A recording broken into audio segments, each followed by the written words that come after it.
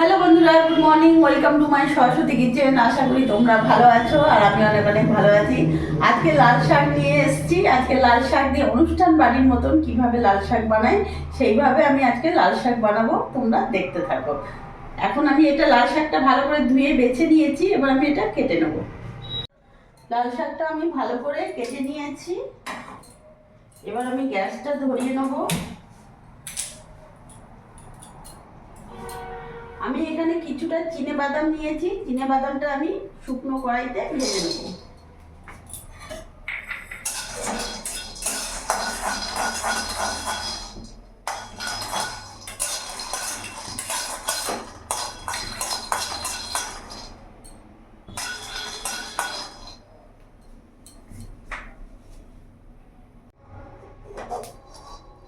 বাদামটা ভাজা হয়ে গেছে, আমি এবার নামিয়ে ফেলবো। এরই মধ্যে কড়াইতে আমি এখানে রিফাইন্ড অয়েল দিয়ে দেবো।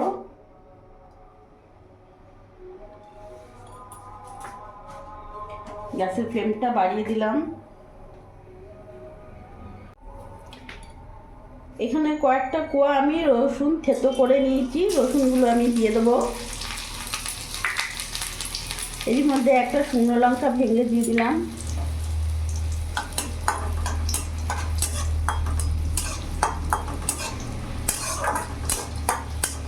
ফোড়নটা ভাজা হয়ে গেছে, এবার এরই মধ্যে আমি লাল শাকটা দিয়ে দেবো।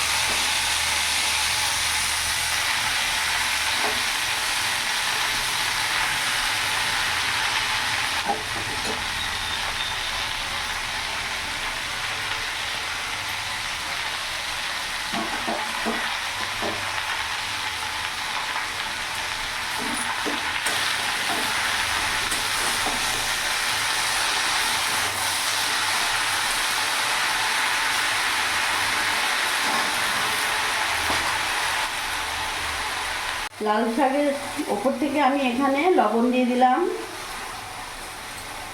হলুদ দেবো না, লাল শাকে হলুদ দিলে লাল শাকের রং কালারটা থাকে না।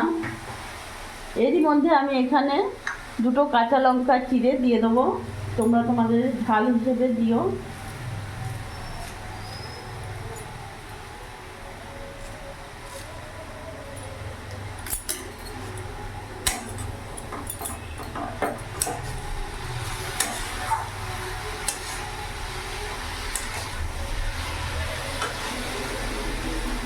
এখন কিছুক্ষণ আমি ঢাকা দিয়ে দেবো।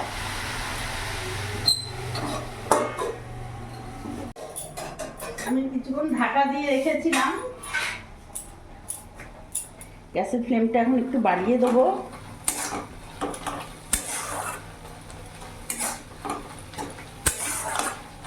কত জল বেরিয়ে গেছে।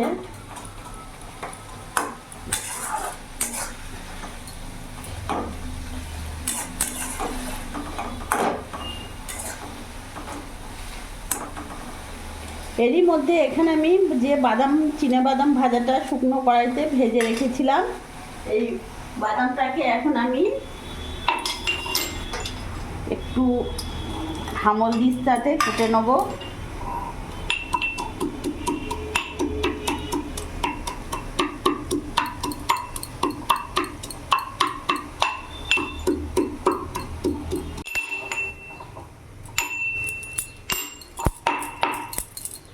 আমি ভালো করে কুটে নিয়েছি, আধ ভাঙা মতন করেছি, এই দেখো দেখতে পাচ্ছ।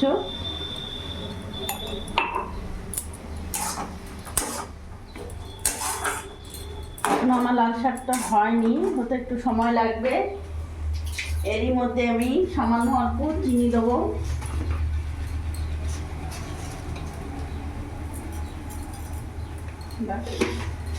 আর দেবো না, ভালো করে লাল শাকটা ভাজা ভাজা করে নেব।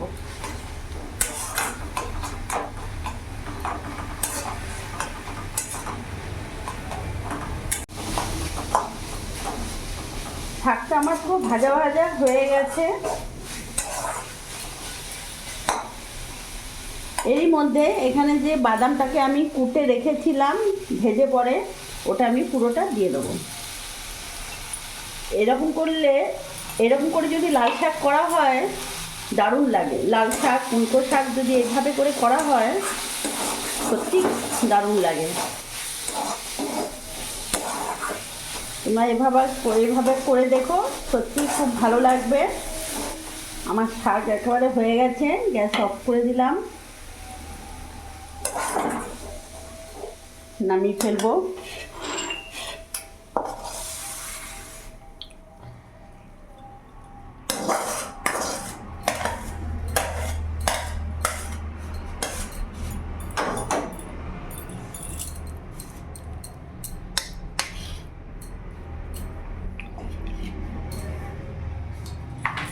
দেখলে বন্ধুরা, আমি কত সহজভাবে অনুষ্ঠান বাড়ির মতন আজকে লাল শাক করে ফেললাম।